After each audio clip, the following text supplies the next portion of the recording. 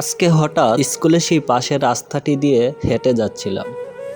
তখন মনে পড়ে গেল স্কুলে সেই বন্ধুদের সাথে কাটানো মুহূর্তগুলো। একদিন যে স্কুলে যেতে মন চাইতো না, আর সেই স্কুলের কথা মনে হলেই চোখে জল এসে পড়ে।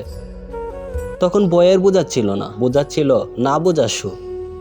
বন্ধুদের সেই হাসি, টিফিন বাগাবাগি, সবাই এখন শুধু স্মৃতি।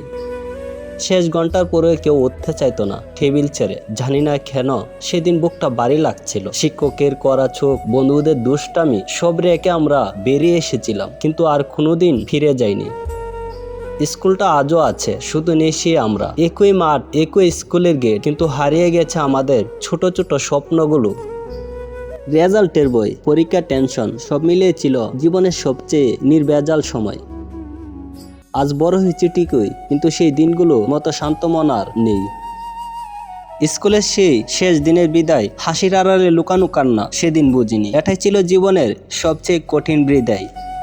স্কুল ছুটি হয়ে যায়, কিন্তু স্মৃতিগুলো কখনো ছুটি নেয় না। শেষ টেবিল, প্রিয় বন্ধু, স্যারের ডাকার নাম, সবকিছু আজও কানে বাজে। সেই স্কুল ঘন্টার শব্দ আর শোনা যায় না, তবু মনে হয় এখনই বাজবে। জীবন এগিয়ে গেছে অনেক দূর, কিন্তু মনটা আজও স্কুলের বারান্দায় দাঁড়িয়ে আছে।